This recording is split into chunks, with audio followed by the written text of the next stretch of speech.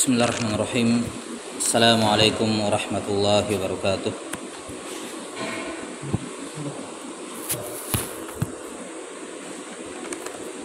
Alhamdulillahi rabbil alamin. Wassalatu wassalamu ala asyrafil anbiya'i wal mursalin Nabiyyina Muhammadin wa ala alihi wa sahbihi ajma'in. Ashhadu an la ilaha illallah wahdahu la syarikalah wa ashhadu anna Muhammadan abduhu wa rasuluh. Allahumma la sahla illa ma ja'altahu sahla wa anta taj'alul hazna sahlan idza syi'ta.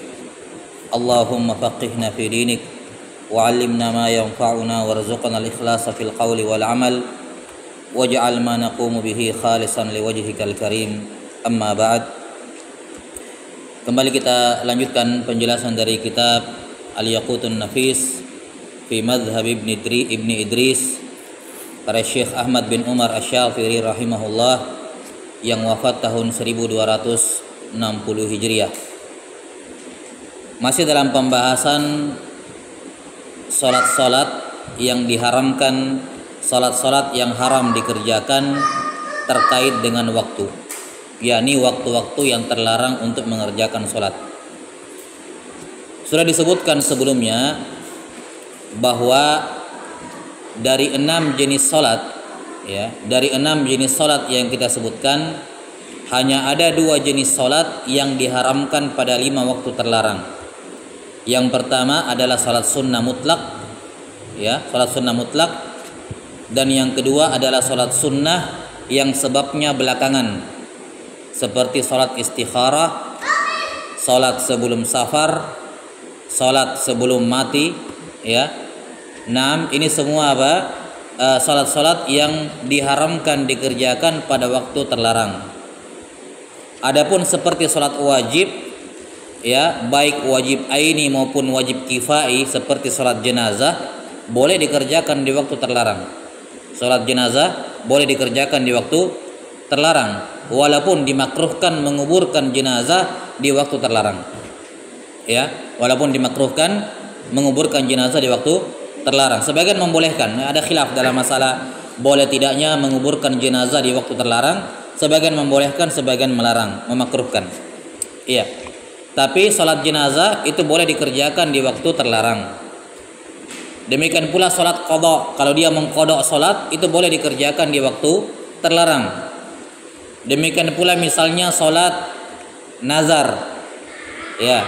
Kalau dia bernazar mengerjakan salat dan nazarnya itu terwujud pas pada waktu yang dilarang, maka dia boleh mengerjakannya di waktu terlarang, karena salat nazar juga hukumnya wajib. Iya.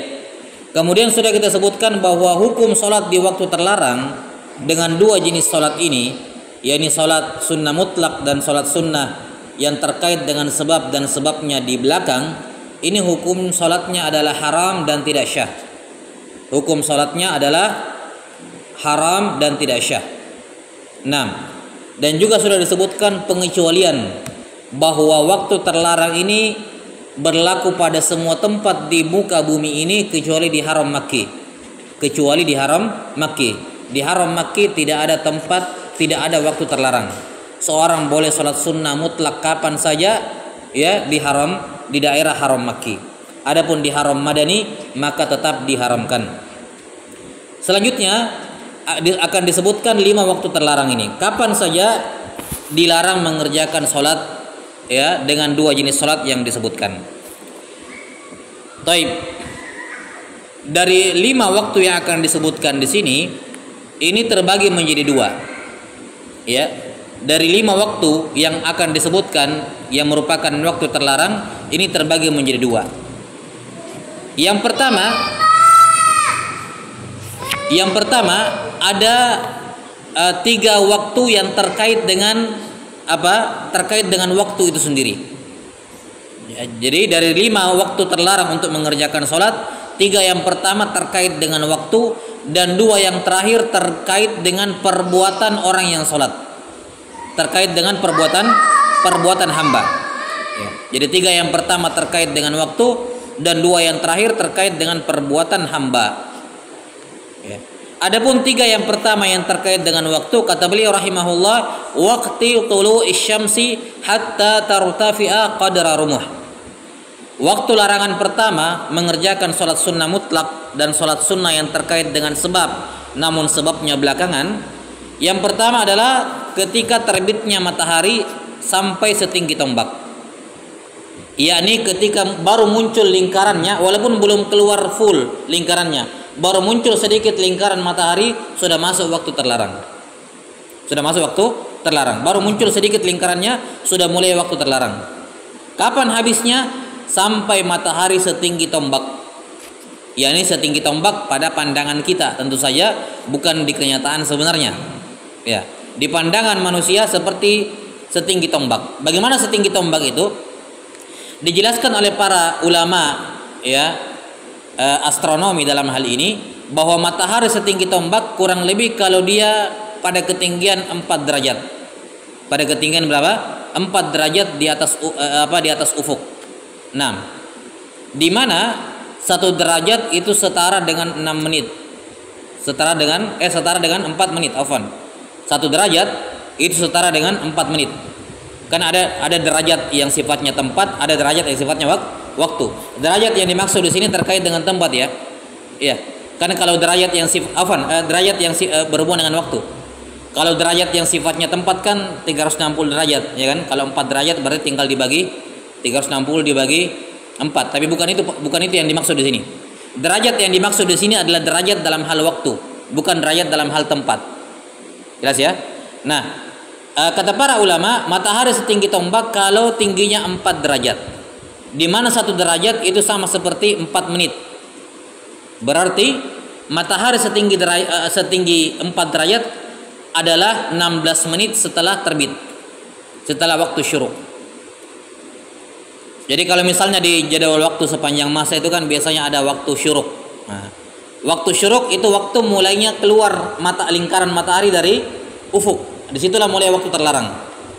Nah, jelas sampai sini. Kemudian, ya, kata para ulama, 16 menit setelahnya itu habis waktu terlarang. 16 menit setelah waktu syuruk itu habis waktu larangan, sudah boleh mulai sholat duha di situ. Sudah boleh sholat duha. Jadi kalau misalnya syuruk jam 6:10, berarti mulai jam 6:10 waktu terlarang sholat. Ya, ingat, bukan sholat wajib, bukan sholat sunnah yang punya sebab, bukan. Kalau itu boleh, tidak ada waktu terlarang untuk sholat wajib. Baik. Nah, jadi 6:10 ditambah 16 berarti 6:26. 6:26 waktu larangan habis. Sudah boleh mengerjakan apa? Salat sunnah mutlak, salat duha dan seterusnya. Ini waktu yang pertama, waktu larangan yang pertama. Kata beliau rahimahullahu taala, waktu yang kedua, wa waqtil istiwa'i min ghairi yaumil jumu'ati hatta tazul. Waktu yang kedua yang terlarang mengerjakan salat sunnah mutlak adalah ketika matahari tepat di tengah langit. Ya, jadi dari timur matahari naik ke atas, pas di tengah langit, sebelum bergeser ke barat, pas di tengah langit, ini waktu terlarang untuk mengerjakan sholat. Cara mengetahuinya ya lihat bayangan matahari yang kemarin, yang sudah kita bahas di waktu-waktu sholat. Nah, yaitu kalau apa? Kalau bayangan mataharinya, bayangan bendanya berhenti memendek. Ya, ketika bayangan benda berhenti memendek, itu berarti matahari tepat di tengah langit. Jelas ya? Nah, ketika matahari tepat di tengah langit, tidak boleh sholat sunnah mutlak di bawah, tidak boleh ada sholat istikharah di bawah, tidak boleh ada sholat apalagi sholat sebelum safar dari sholat-sholat sunnah yang terkait dengan sebab, tapi sebabnya setelah sholat. Berapa lama waktu larangan ini? Kalau tadi kan sekitar 16 menit. Waktu yang pertama larangannya 16 menit. Berapa lama waktu larangan ini? Waktu istiwa, ketika matahari tepat di tengah langit. Para ulama menjelaskan bahwa matahari tepat di tengah langit itu sebentar sekali, nggak sampai sedetik. Cuman sama seperti ucapan subhanallah. Iya. Jadi matahari ketika tepat di tengah langit tidak lama-lama, nggak sampai 1 menit, enggak. Cuman kayak lewat, berhenti sejenak, jalan gitu. Nggak sampai seperti ucapan Allahu Akbar, nggak sampai. Tapi kapan dia pas di tengah langit, di atas, di tengah, dan kita di bawah Allahu Akbar, batal sholatnya. Kita sampai sini. Pas bertepatan A sampai Ro dari kata Allahu Akbar bertepatan dengan matahari tepat di tengah langit, dan ingat sholatnya sholat sunnah mutlak, maka sholatnya batal, tidak syah. Jelas ya? Nah, wallahu taala alam bisawab. Ini waktu terlarang yang kedua, dan waktu ini sebentar sekali, sekejap gitu waktunya.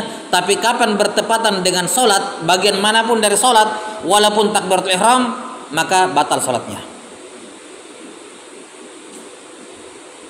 Sampai kapan waktu larangan terakhir? Sampai matahari bergeser ke barat. Jadi sebentar sekali, sebentar.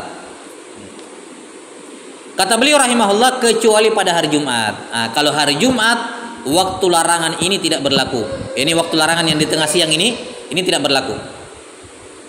Kenapa tidak berlaku? Karena ada hadis dari Nabi SAW menyunnahkan sholat sunnah mutlak sebelum khutbah Jumat.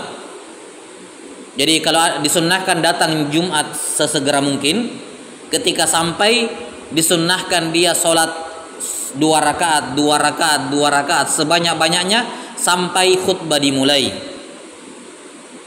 Jelas sampai sini? Sampai khutbah dimulai. Dan pasti ada waktu di mana sholat sunnah mutlaknya ini bertepatan dengan matahari di tengah langit. Jelas ya? Kenapa? Karena khutbah tidak boleh dimulai kecuali setelah matahari tergelincir ke sebelah barat. Akan diterangkan nanti dalam syarat syah khutbah Jumat, bahwa syarat syah khutbah Jumat harus dimulai setelah masuknya waktu zuhur. Maka tidak syah khutbah Jumat kalau sholat zuhur belum masuk. Nah, kalau disunnahkan mengerjakan sholat sunnah mutlak dua terus sampai khotib naik ke mimbar, maka akan ada waktu di mana sholatnya bertepatan dengan di tengah langit. Karena kan khutbah ketika bergeser ke barat sudah masuk waktu zuhur. Tatkala Nabi SAW membolehkan atau menyunnahkan bahkan memperbanyak sholat sebelum khatib naik ke mimbar, itu menunjukkan pada hari Jumat boleh mengerjakan sholat sunnah mutlak walaupun pada waktu terlarang yang kedua ini, walaupun ketika matahari tepat di tengah langit. Jelas? Nah, jadi untuk hari Jumat waktu terlarang yang tidak berlaku hanya ini. Adapun yang paginya sama sorenya tetap berlaku. Hanya ini saja yang tidak berlaku di hari Jumat. Yaitu apa? Ketika matahari tepat di tengah langit. Baik. Yang ketiga, waktu larangan yang ketiga, wa waqtil isfirari hatta taghrub. Ketika matahari menguning sampai tenggelam seluruh lingkaran matahari. Ya. Ketika matahari apa? Matahari menguning. Ketika sudah cahayanya sudah mulai berwarna kuning, sudah mendekati tenggelam, nah, ini masuk waktu larangan sholat sunnah mutlak.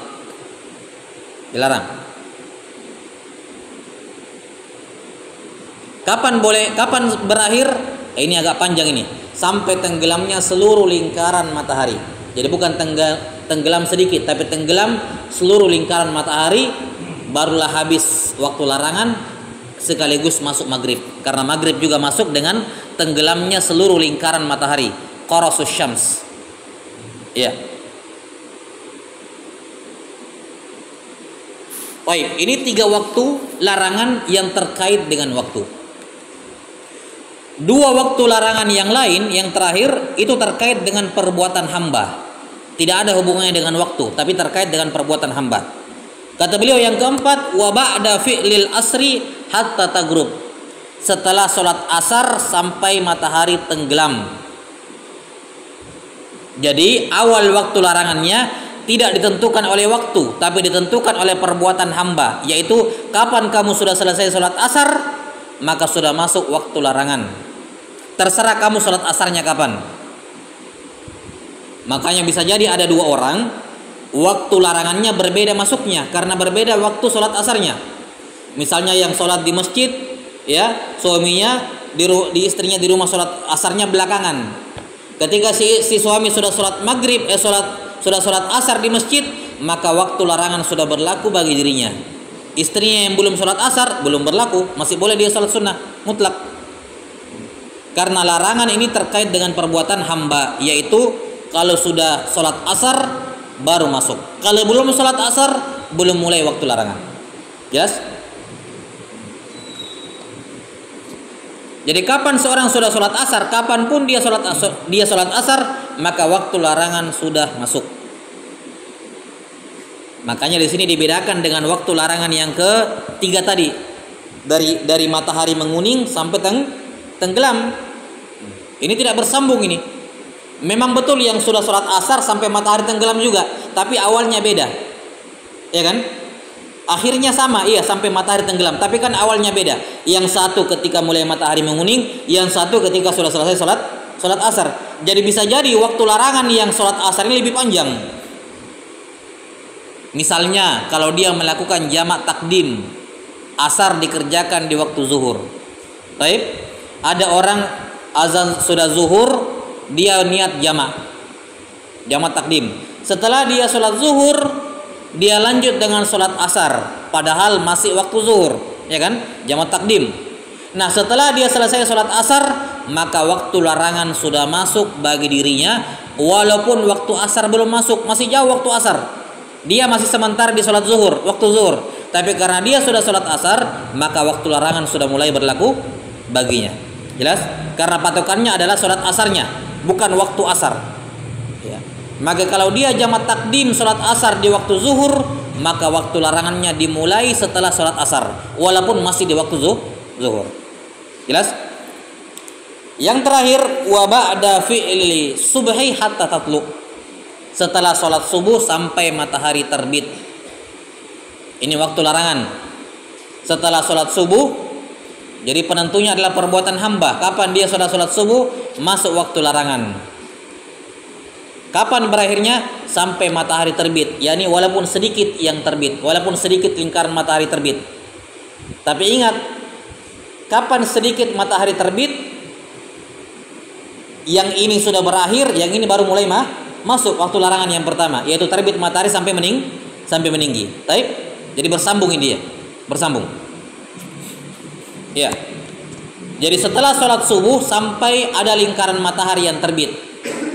Tapi bukan berarti boleh sholat, karena di situ ada waktu larangan yang pertama tadi, mulai terbit sampai tinggi, setombak tadi. Jadi nyambung dia di situ.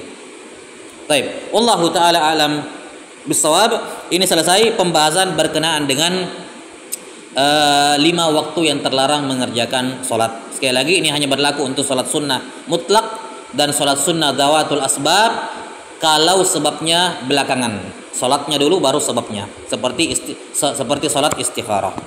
Wallahu ta'ala alam bisawab. Dengan demikian selesai pembahasan seputar waktu-waktu mengerjakan sholat. Qala rahimahullahu ta'ala, masuk dalam pembahasan inti dari sholat.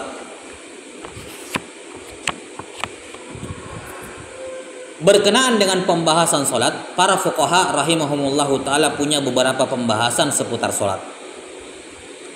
Yang pertama, ada syarat wajib sholat. Ada syarat wajib sholat.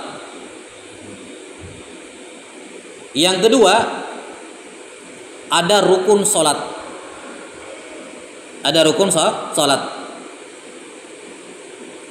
Yang ketiga, ada ab'adus sholah. Ini sunnah-sunnah muakkadah dalam sholat.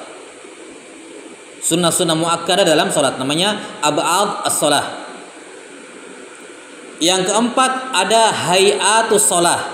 Sunnah-sunnah ghair muakkadah.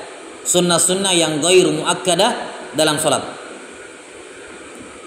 Yang kelima, ada mubtilatus sholah. Ya, pembatal-pembatal sholat. Dan yang keenam, ada syarat syahnya sholat. Ya, ini seharusnya di awal ya, syarat syah sholat. Taib. Di buku ini ada tambahan lagi, makruh sholat. Berarti berapa itu? 7. Jadi ada syarat wajib sholat 1. Yang kedua, syarat syah sholat. Bedakan syarat wajib dengan syarat syah. Yang pertama syarat wajib sholat. Yang kedua syarat syah sholat. yang ketiga rukun salat, yang keempat sunnah-sunnah muakkadah dalam salat, yang kelima sunnah-sunnah ghair muakkadah dalam salat, dan yang keenam makruh salat. Ini pembahasan ya kitab ini yang dari kitab-kitab dasar ini yang paling lengkap menyebutkan 6-6-nya. Ya. Di kitab-kitab yang lain sudah seperti yang sudah berlalu enggak disebutkan lengkap. Tapi di sini beliau menghimpun 6 pembahasan seputar salat dan ini semuanya pembahasan yang penting, apalagi salat ya. Ya. Nah, terkadang karena ini ibadah salat walaupun mungkin dikerjakan keseharian tapi kadang ada masalah-masalah yang nanti kita alami baru kita ini hukumnya apa. Ya, ini bagaimana? Ini kasusnya kalau seperti ini bagaimana kejadiannya? Ya. Dan seterusnya. Maka ini penting mempelajari 6 perkara ini terkait dengan hukum-hukum salat. Baik. Penulis rahimahullahu taala memulai dengan pembahasan yang pertama, kata beliau rahimahullah syurut wujubis salat. Syarat wajib salat. Apa itu syarat wajib salat? Syarat wajib salat adalah ya saya bahasakan saja, tidak usah kita bawakan definisi ya. Bahasakan bebas saja, yakni siapapun yang memenuhi syarat-syarat ini maka dia wajib sholat. Siapapun yang memenuhi syarat-syarat ini maka dia wajib sholat. Kalau tidak terpenuhi syarat ini maka dia tidak wajib sholat. Itu syarat wajib. Jadi siapapun yang semua syarat ini terdapat pada dirinya maka dia wajib sholat. Makanya dikatakan syarat wajib.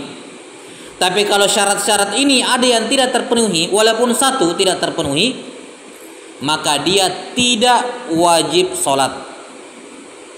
Walaupun kalau dia sholat syah, bisa jadi dia tidak wajib sholat, tapi kalau dia sholat syah. Jelas sampai sini?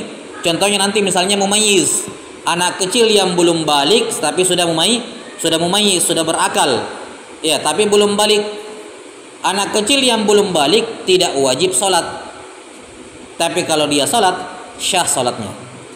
Jadi ini tidak terkait dengan masalah syah tidaknya sholatnya. Yang dibahas di syarat wajib adalah apa? Wajib atau tidak dia sholat, itu yang dibahas, bukan masalah sholatnya syah atau tidak. Walaupun nanti akan diterangkan akan ada beberapa syarat di syarat wajib juga menjadi syarat pada syarat syah. Jadi ada irisan nanti di beberapa syarat. Jadi ada beberapa syarat yang dia syarat wajib sekaligus syarat syah gitu, ada. Baik, tapi sekarang kita fokus di syarat wajib saja. Qala rahimahullahu taala syurutu wujubis salati sittah. Perhatikan. Syarat wajibnya salat ada 6. Tentunya ketika dikatakan syarat wajib berarti ini berlaku pada salat yang wajib. Kata beliau rahimahullah syarat wajib salat ada 6. Kapan 6 ini berkumpul pada diri seseorang maka dia wajib salat. Yang pertama al-Islam. Kita bacakan dulu. Al-Islam wal bulugh wal aqlu wan naqa'u anil haidhi wan nifas wa bulughud da'wah wa salamatul hawas. Syarat wajib salat ada 6. Yang pertama Islam, yang kedua baligh, yang ketiga berakal, yang keempat suci dari haid dan nifas, yang kelima dakwah Islam sudah sampai ke telinganya, dan yang keenam panca inderanya sehat. Dalam hal ini pendengaran dan penglihatannya sehat. Pendengaran dan penglihatannya sehat. Ini 6 syarat. Islam, baligh, akil, suci dari haid dan nifas, sampai dakwah Islam kepadanya, dan panca inderanya berupa penglihatan dan pendengarannya sehat, tidak terganggu. Baik. Yang pertama, syarat wajib salat yang pertama al-Islam.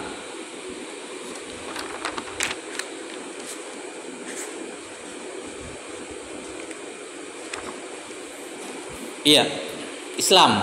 Kata para ulama, walau fi ma madha, walaupun dulu dia pernah Islam. Jadi syaratnya orang wajib salat adalah Islam, walaupun dia pernah Islam. Artinya kalau orang itu dari awal tidak pernah Islam, maka tidak wajib sholat.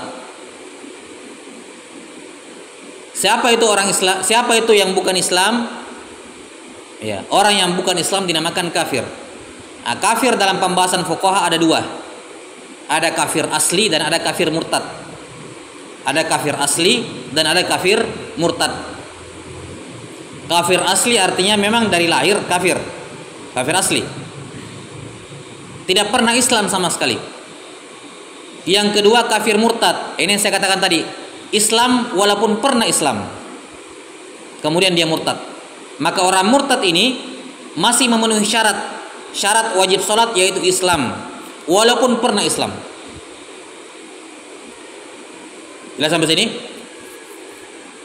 Karena itulah dibedakan hukum antara kafir asli dengan kafir murtad dalam masalah kewajiban sholat. Memang kafir asli dengan kafir murtad, ketika dia masih murtad tidak boleh sholat. Kenapa? Tidak syah, dia kafir.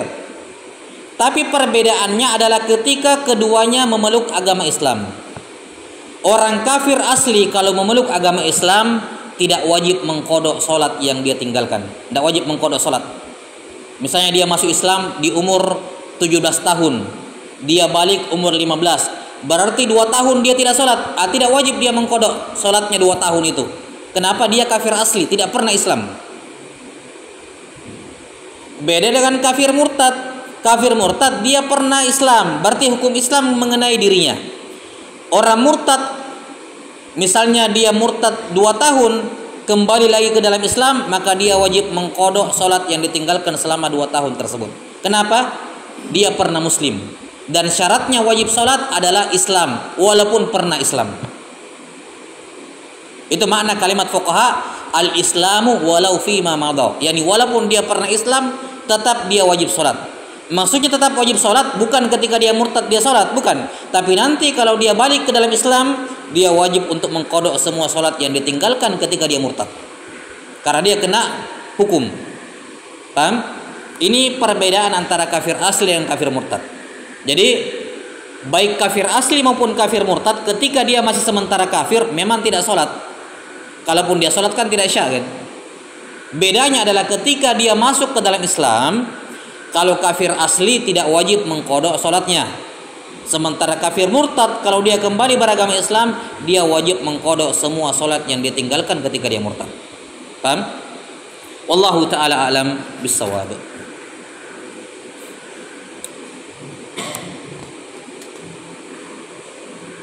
Kapan seorang dikatakan Muslim? Bagi orang yang kafir asli. Kalau kafir bawaan kan sejak dia lahir orang tuanya Muslim, ya otomatis Islam. Tapi orang yang asalnya bukan Muslim, kapan seorang dianggap syah masuk Islamnya? Para fuqaha rahimahumullah ta'ala mengatakan ada 6 syarat. Ada 6 syarat syah baru seorang dianggap syah masuk Islam. Dan berlaku padanya hukum-hukum Islam. Baik.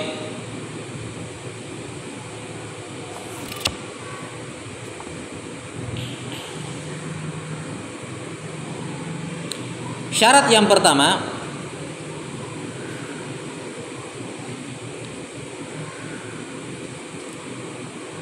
dia berakal. Syarat yang pertama dia berakal. Orang gila, orang kafir gila mengucapkan 2 kalimat syahadat, tidak ada gunanya kan begitu. Berakal. Yang kedua, balik. Kalau ada anak Kristen misalnya belum balik, dia bilang saya mau masuk Islam, tapi sudah memayis.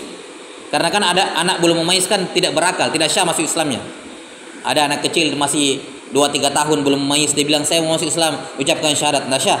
Namanya anak belum berakal kan begitu, sama seperti orang gila.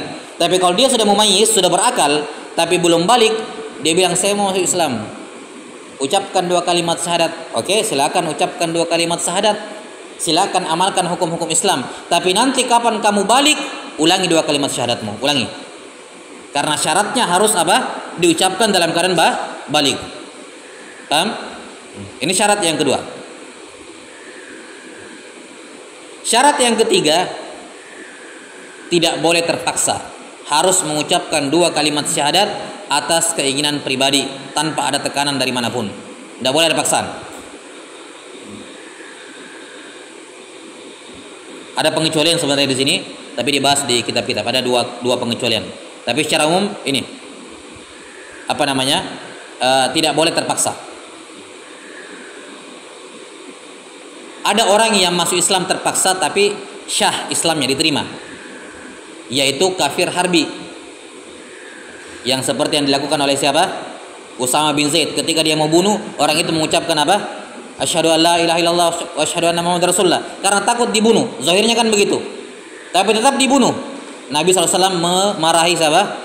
Usama bin Zaid. Kenapa kamu bunuh? Ya Rasulullah, dia cuma takut dibunuh. Walaupun terpaksa takut dibunuh, Islamnya syah. Jelas? Ini pengecualian. Yang kedua, murtad. Kalau ada orang muslim, waliyadzubillah, dia murtad. Murtad kan dalam Islam hukumannya hukuman mati. Iya. Ketika dia mau dihukum mati, dia tahu ternyata hukumannya hukuman mati, tobat dia, takut dihukum mati, kembali kepada Islam. Hanya gara-gara takut mati. Diterima.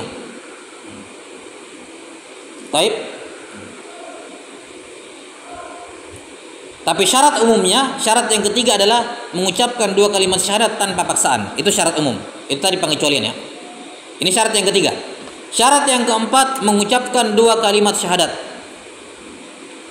Dua-duanya. Kapan dia cuma mengatakan asyhadu an la ilaha illallah, tidak lanjut, maka belum muslim.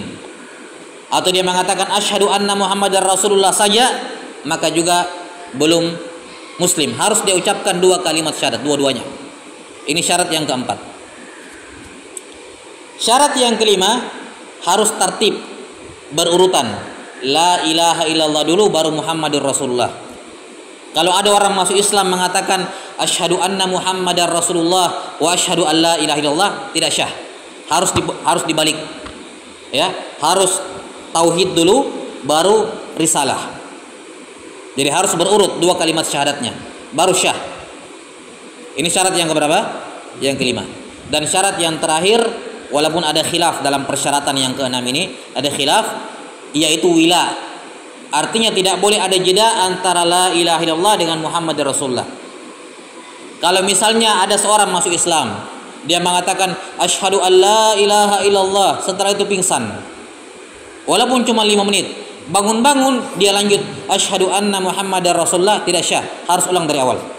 Kenapa? Karena ada jeda di antara dua kalimat ini. Ya, ada jeda di antara dua kalimat ini.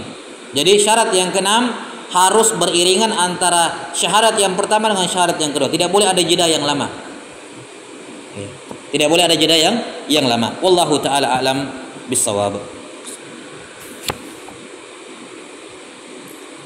Baik. Ini syarat wajib salat yang pertama, yaitu Islam. Muslim, walaupun dia pernah muslim. Tapi tujuannya adalah pada kasus qada salat tadi. Ya, pada kasus mengqada salat. Syarat yang kedua adalah bulugh, baligh. Maka anak kecil yang belum baligh tidak wajib salat. Tidak wajib salat. Yani kalau ada anak belum baligh tidak salat, tidak berdosa. Karena salat itu nanti wajib baginya ketika dia baligh. Tanda baligh ada 3. Ya, tanda baligh ada 3. Pada perempuan keluar darah haid dan nifas pada usia berapa? Paling cepat berapa tahun? 9 tahun. Paling cepat 9 tahun itu darah haid. Jadi kalau ada anak perempuan keluar darah baru umur 8 tahun, itu bukan darah haid, itu darah kotor. Jelas? Dalam syariat nanti darah dikatakan darah haid kalau dia keluarnya pada usia paling cepat 9 tahun.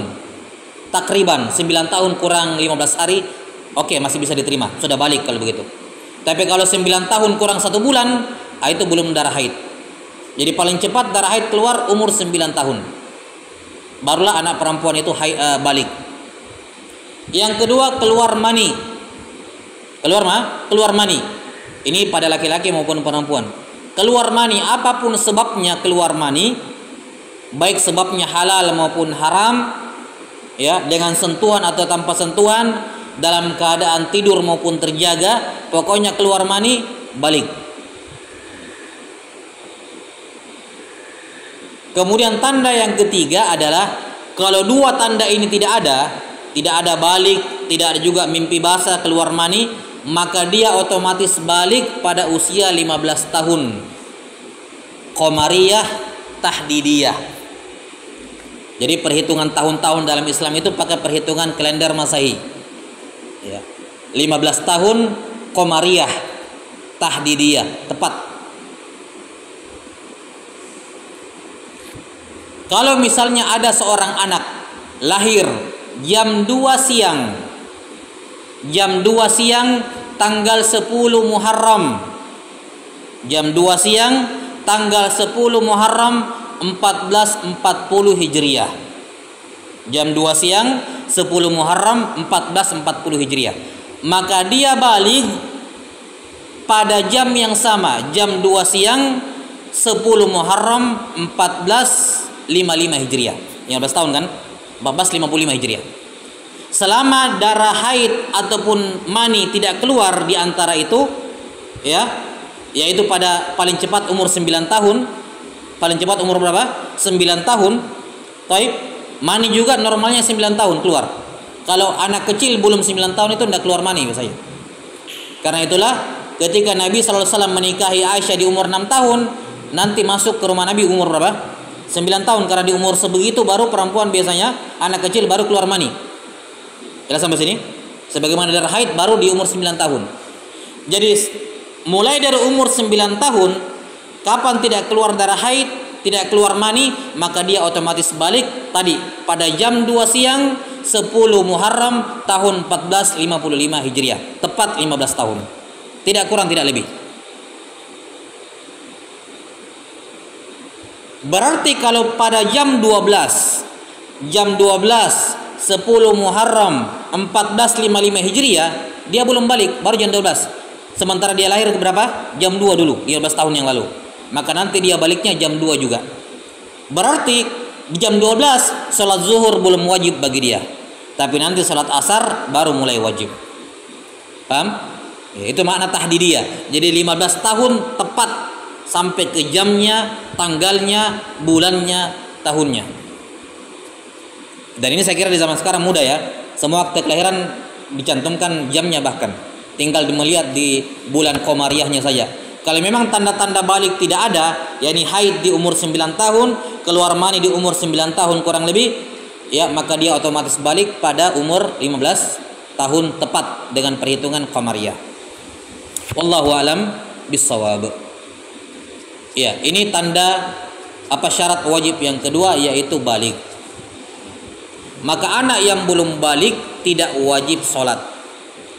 Tapi kalau si anak sudah mumayyiz, orang tuanya, walinya wajib menyuruh anak itu sholat.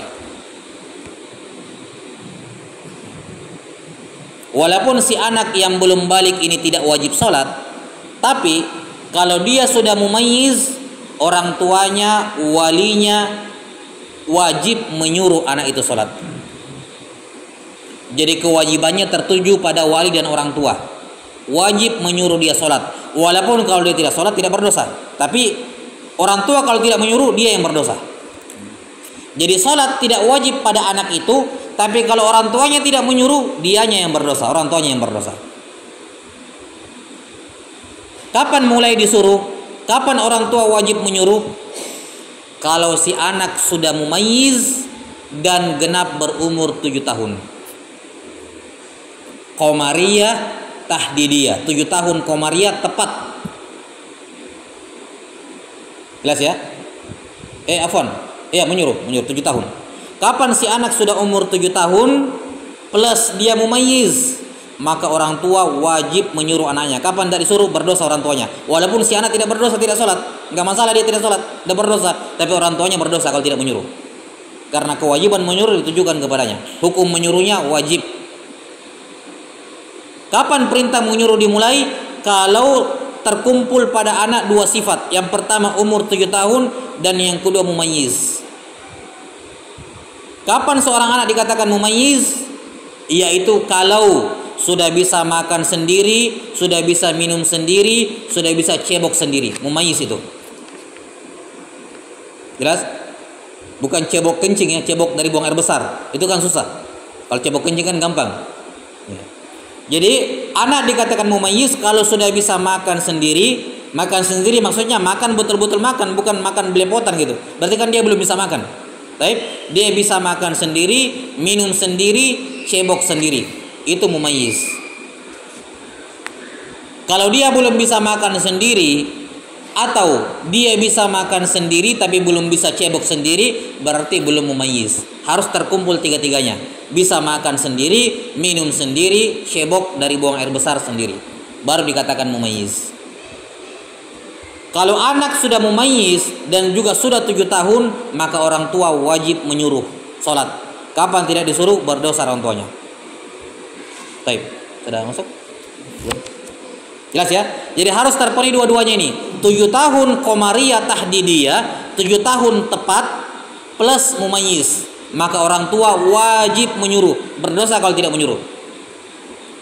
Kalau tidak terpenuhi dua-duanya, maka orang tua tidak wajib menyuruh, tapi sunnah menyuruh. Misalnya, ada anak kadang sudah mumayyiz, tapi belum 7 tahun. Ada anak yang intelijensinya lebih tinggi, cepat menangkap. Dia baru umur 5 tahun, tapi sudah bisa makan, minum, cebok sendiri. Maka ini anak sudah mumayyiz, tapi belum 7 tahun. Maka orang tua tidak wajib menyuruh, tapi sunnah menyuruh. Hukumnya turun ke derajat sunnah. Jelas ya? Jadi ada tamyiz dan ada 7 tahun. Kapan terkumpul dua-dua, orang tua wajib menyuruh. Tapi kalau yang ada cuma tamyiz dan dia belum 7 tahun, maka hukum menyuruh sunnah, tidak wajib. Paham? Kapan sudah sampai umur 10 tahun, orang tua wajib mukul. Itu tadi 7 tahun. Kalau ada anak mumayyiz plus 10 tahun, maka orang tua wajib memukul. Dengan beberapa syarat ya yang diterangkan oleh para ulama. Sudah? Belum? Baik. Jadi 7 tahun itu baru menyuruh. Ingat, 7 tahun tidak boleh dipukul. Haram hukumnya memukul anak sebelum berumur 10 tahun. Ingat, ini masalah sholat, apalagi cuma masalah yang lain. Ya. Tidak boleh memukul anak yang belum berumur 10 tahun qamariyah tahdidiyah walaupun dia tidak sholat. Kerjaan kita hanya menyuruh, sholat. Ulang-ulangi. Kapan dipukul tidak boleh. Apalagi memukul untuk alasan-alasan yang bukan sholat. Sholat itu urusan paling penting.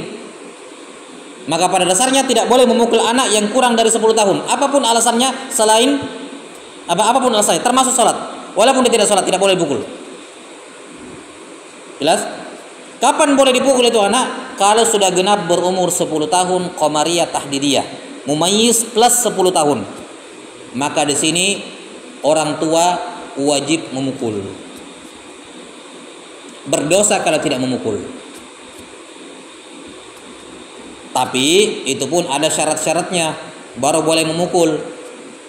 Kalau tidak terpenuhi syarat-syaratnya, tidak boleh memukul. Walaupun 10 tahun, walaupun dia tidak sholat, tapi kalau tidak terpenuhi syarat-syaratnya, haram dipukul. Apa syarat-syaratnya? Yang pertama, pukulannya bukan dengan niat menyiksa, tapi dengan niat mendidik. Kan beda ya, pukulan mau menyiksa sama pukulan mendidik itu beda. Feelingnya pun beda dari orang tua. Jadi niatnya orang tua ketika memukul anaknya pada umur 10 tahun, niatnya memukul itu mukul mendidik, bukan mukul menyiksa gitu, bukan. Kapan dia memukul dengan niat menyiksa, berdosa. Baik.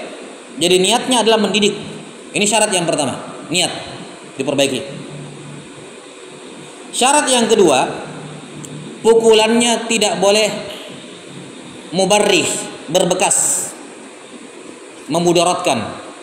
Jadi tidak boleh memukul di daerah-daerah vital, ya, di daerah-daerah vital yang berbahaya pada saraf anak, misalnya telinga. Jangan menjewer, ya, jangan menjewer telinga. Kata pakar kedokteran, di telinga banyak saraf yang terhubung dengan otak. Itu kalau terlalu keras ditariknya bahaya, bisa ada saraf yang putus di otaknya. Iya. Bukan dengan menjewer. Ya. Ini pembahasan sendiri ya, pakarnya mungkin lebih tahu. Ada bagian-bagian tubuh di anak yang sarafnya itu jangan coba-coba dipukul di situ. Kasihan. Ya. Jadi jauhi daerah-daerah itu, jangan telinga, apalagi waktu itu pernah dengar bahasanya. Di paha kalau nggak salah di mana, pokoknya dipanggul juga, di pantat. Orang kan biasa dipukul pantatnya. Nah, ini juga hendaknya dijauhi. Jadi jangan memukul di tempat-tempat yang berbahaya. Walaupun bahayanya bukan sekarang, jangka panjang. Kadang kan ada mudarat jangka panjang baru muncul gitu. Ya. Nggak boleh. Jelas ya?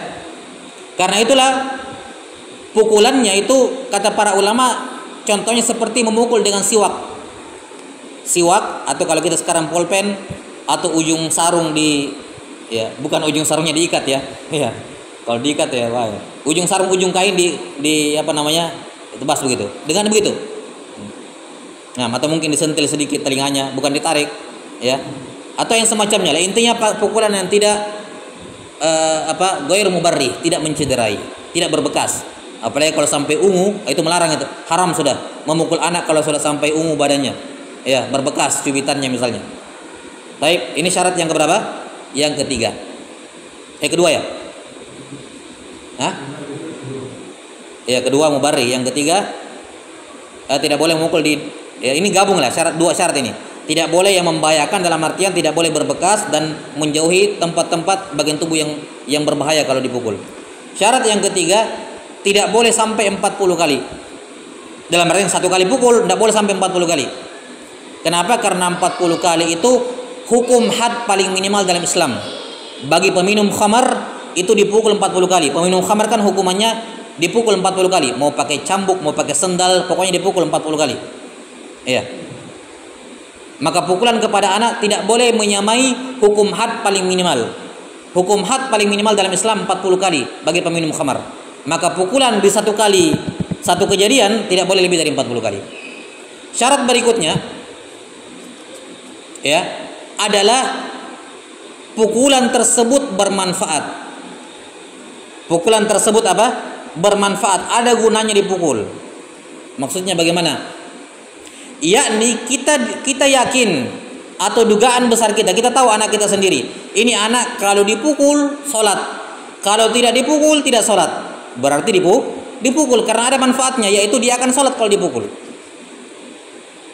Tapi kalau kita tahu dari tipikalnya ini anak mau dipukul, tidak sholat, maka jangan dipukul. Karena tidak ada gunanya dipukul. Jelas sampai sini? Tidak ada gunanya dipukul. Tidak dipukul, tidak sholat, dipukul juga tidak sholat. Berarti pemukulan itu tidak ada gunanya. Dalam keadaan seperti itu tidak boleh dipukul. Tidak seperti orang tua sekarang, tambah tidak mau tambah dihantam. Ya, tidak seperti itu. Kalau memang tujuan dari pemukulan tidak terwujud, maka tidak boleh dilakukan. Karena hukum asal memukul anak haram. Sesuatu yang haram hanya boleh dilakukan kalau maslahatnya jelas terwujud di belakang. Kan begitu.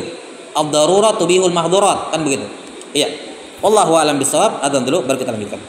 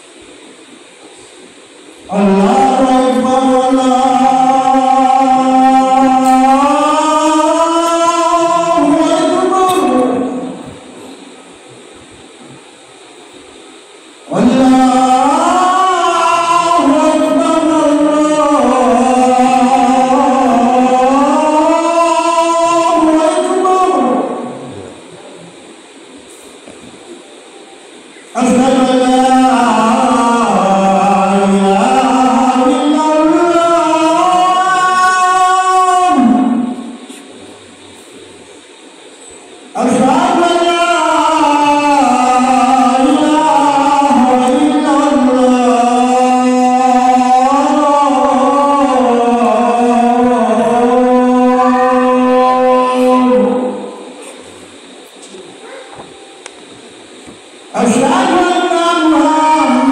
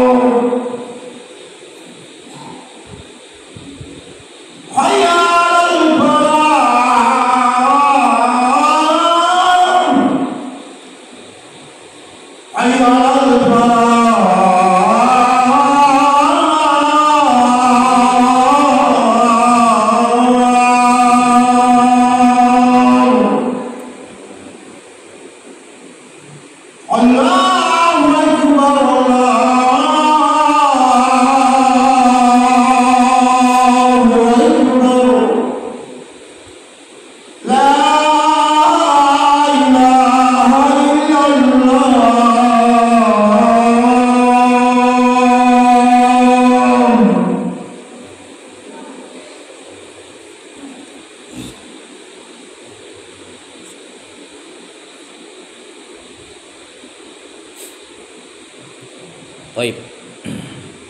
Jadi syarat berikutnya adalah kalau pukulan itu ada manfaatnya. Dalam artian kalau dipukul sholat, kalau nggak dipukul tidak sholat, maka dipukul. Tapi kalau misalnya dipukul tidak dipukul sama saya dia tidak mau sholat, maka tidak dipukul. Maka jangan dipukul. Kemudian syarat yang terakhir adalah tidak lahir mudarat yang lebih besar dibandingkan dia tidak sholat. Bagaimanapun juga kan dia belum balik, baru 10 tahun belum balik dia. Jelas sampai sini? Dipukul. Tapi kalau dipukul menyebabkan hal yang lebih besar mudaratnya, maka tidak boleh dipukul. Misalnya kayak orang-orang sekarang dipukul sama orang tuanya pergi lapor polisi, KPAI. Ya, ini kan mudaratnya lebih besar, bisa orang tuanya dikurung misalnya. Yang seperti ini jangan dipukul. Atau ada mungkin anak yang terlampau nakal, dipukul, ada kemungkinan dia kabur dari rumah. Nah, kalau kabur dari rumah kan lebih parah lagi. Mending di rumah walaupun tidak sholat, tapi kan masih 10 tahun. Ya, daripada dia di luar sana lebih parah lagi, maka jangan dipukul. Kalau ada kemungkinan seperti itu. Baik, ini beberapa syarat yang dikemukakan oleh para fuqaha mengenai nanti terpenuhi syarat itu baru boleh dipukul. Wajib dipukul. Kalau tidak, maka tidak boleh dipukul. Baik. Kemudian anak yang sudah baligh tidak wajib mengqadha salat yang dia tinggalkan ketika dia mumayyiz. Kalau dia sudah mumayyiz, itu kan sudah syah salatnya kalau dia salat. Walaupun belum wajib salat, tapi kalau dia salat syah salatnya. 6. Kemudian kalau dia sudah baligh, maka tidak wajib bagi dia untuk mengqadha salat yang dia tinggalkan ketika mumayyiz. Karena bagaimanapun juga dia belum wajib salat ketika dia mumayyiz. Baik, syarat wajib salat yang ketiga berakal. Maka orang gila tidak wajib salat. Ya, orang gila tidak wajib salat. Orang mabuk tidak wajib salat. Orang pingsan, semisal dengannya koma, tidak wajib salat. Tidak wajib salat. Anak kecil yang belum memayyiz, kan belum berakal, ya, juga tidak wajib salat. Semua orang yang tidak berakal. Siapa tadi yang tidak berakal? Gila, mabuk, pingsan, anak kecil yang belum mumayyiz. 4 orang ini tidak berakal. Semuanya tidak wajib sholat. Jelas? Kalau akalnya kembali, apakah dia wajib mengqadha sholatnya? Kalau akalnya kembali, apakah wajib mengqadha sholatnya? Anak kecil, mumayyiz, balik, nggak wajib, sudah kita sebutkan tadi. Orang pingsan atau koma bertahun-tahun, berbulan-bulan, apakah ketika dia siuman wajib mengqadha salatnya? Orang gila, misalnya dia minum-minum sebelum zuhur, orang teler ya, dia minum-minum sebelum zuhur, dia sudah teler, sudah kehilangan kesadaran, masuk waktu zuhur, masuk waktu asar, masuk waktu maghrib, isya, sadar, baru hilang telernya. Apakah dia wajib mengqadha semua salat ini? Jelas sampai sini? Orang gila, dia gila selama 1 tahun, tidak salat, pas sembuh dari gila, apakah wajib mengqadha salat yang ditinggalkan ketika gila? Kata para fuqaha rahimahumullahu taala, untuk pingsan, mabuk dan gila, kalau penyebabnya adalah maksiat, kalau penyebab dia mabuk, pingsan dan gila itu adalah maksiat, maka dia wajib mengqadha salatnya ketika akalnya kembali. Kalau sebabnya maksiat. Tapi kalau sebabnya bukan maksiat, maka tidak wajib mengqadha. Apa misalnya sebabnya maksiat? Dia pergi mencuri ketahuan warga, dipukul sampai koma. Berarti apa? Komanya, kehilangan akalnya gara-gara maksiat. Maka di sini kapan dia sadar, wajib mengqadha semua salat yang ditinggalkan karena penyebabnya maksiat. Atau kayak tadi, minum minuman keras sebelum zuhur, mabuk sampai isya, dia wajib mengqadha semua karena penyebabnya apa? Ya. Haram minum minuman keras. 6.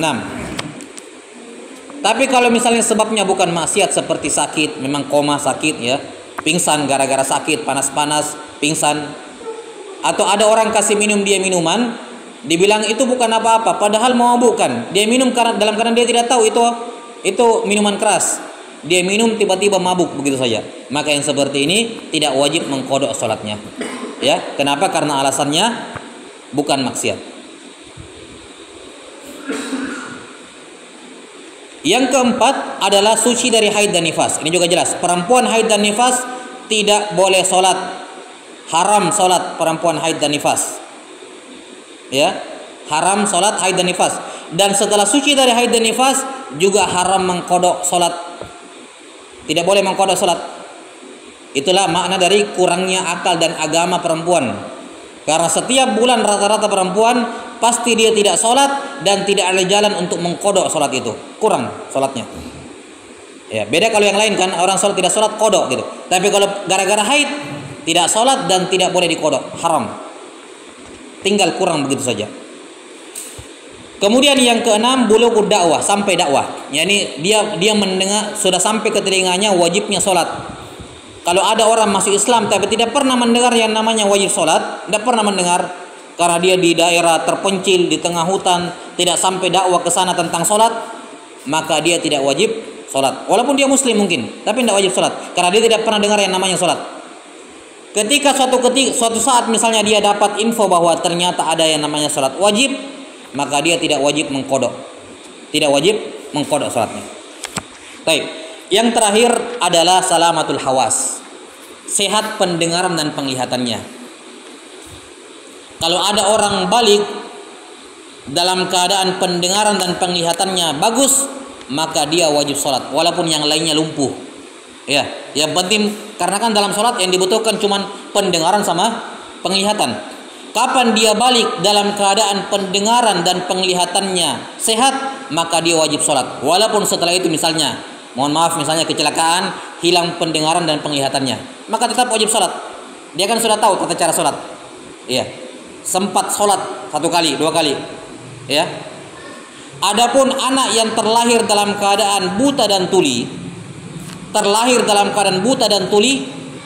atau dia buta dan tuli sebelum balik, maka dia tidak wajib sholat sama sekali. Jelas?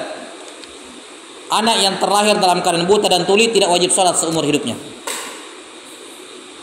kecuali kalau nanti dia sehat. Kapan dia sehat, kembali pendengarnya atau penglihatannya, salah satunya, maka dia tidak wajib mengkodok sholat yang telah lalu, tidak wajib. Atau dia misalnya terlahir sehat, tapi sebelum balik dia buta dan tuli, maka juga tidak wajib sholat sampai pendengaran salah satunya kembali. Karena kan untuk belajar sholat salah satunya yang dibutuhkan, imma pendengaran atau penglihatan, kan begitu. Kalau dia tidak punya dua-duanya, gimana caranya mau tahu cara sholat, kan begitu. Ya, karena itulah syaratnya harus punya pendengaran dan penglihatan. Wallahu a'lam bishawab. Ini akhir pembahasan berkenaan dengan syarat wajib salat. Naktabi bihadzal qadar wa sallallahu ala nabiyyina Muhammadin wa ala alihi wa sahbihi wasallam. Alhamdulillahirabbil alamin. Assalamualaikum warahmatullahi wabarakatuh.